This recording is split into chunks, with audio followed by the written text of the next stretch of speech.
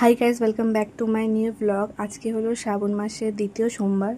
সকাল সকাল উঠে সব কাজ বাজ সেরে নিয়ে আমি চলে গেছিলাম স্নান করতে। আর স্নান করার পর আমি চলে আসলাম পুজো দিতে।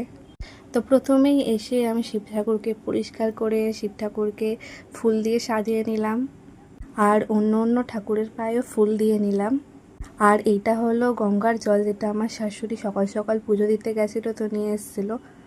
তারপর সুন্দর করে প্রদীপ জ্বালিয়ে নিলাম, ধূপকাঠি জ্বালিয়ে নিলাম, আর পুরো ঘরে ধূপকাঠি দেখিয়ে দিলাম। এইভাবেই আমার শ্বশুরবাড়িতে পুজো দেওয়া কমপ্লিট হয়।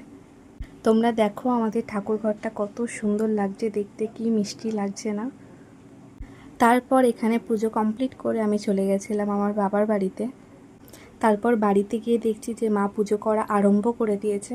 তো প্রথমেই ঠাকুরকে ঘি মাখিয়ে নিল, তারপর দই মাখিয়ে নিল, আর তারপর চিনি আর চাল।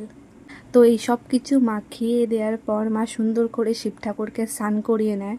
তারপর তোমরা দেখতে পাচ্ছ যে মা শিব ঠাকুরকে সুন্দর করে সাজিয়ে নিচ্ছে, প্রথমে ফুল দিয়ে, তারপর বেলপাতা, কাটা ফল, সুতো, গাজা, যা যা দিতে হয় সব কিছু দিয়ে সুন্দর করে সাজিয়ে নিচ্ছে। তারপর ঠাকুরের রুদ্রাক্ষের মালাটা পরিয়ে দিল। তারপর ঠাকুরের সামনে সুন্দর করে নারকেলটা দিয়ে দিল। নারকেল ছাড়া তো কোনো পুজোই হয় না। তারপর গোটা ফল দিতে হয়, তাই একটা করে ফল দিয়ে দিল। তারপর ঠাকুরের প্লেটটায় মিষ্টি দিয়ে সুন্দর করে সাজিয়ে নিচ্ছে।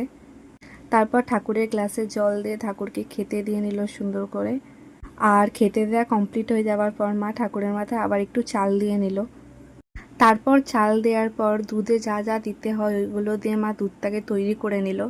আর শ্রাবণ মাসের একটা চিহ্ন তো হলো সবুজ চুড়ি, তো জানো, তাই ঠাকুরকে সবুজ চুড়ি দিয়ে দিল।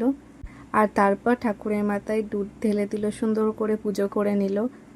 তারপর ধূপকাঠি প্রদীপ জ্বালিয়ে ভালো করে পুজো দিয়ে নিল।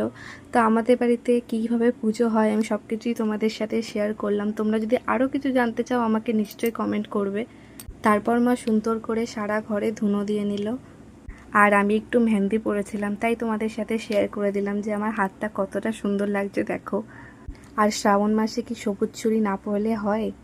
তারপর সুন্দর করে আমিও পুজো করে নিচ্ছি, ঠাকুরকে ফুল দিয়ে, কাটা ফল দিয়ে, বেলপাতা দিয়ে, এই সব কিছু দেওয়ার পর ঠাকুরের মাথায় দুধ ঢেলে নিলাম। আর দুধ ঢালার পর আমিও প্রদীপ ধূপকাঠি সব কিছু জ্বালিয়ে সারা ঘরে দেখিয়ে দিলাম। তারপর তোমরা দেখতেই পাচ্ছ আমাদের ঠাকুরকে কতটা মিষ্টি লাগছে। ব্যাস, তারপর এক কাপ চা খেয়ে ব্লগটা শেষ করলাম।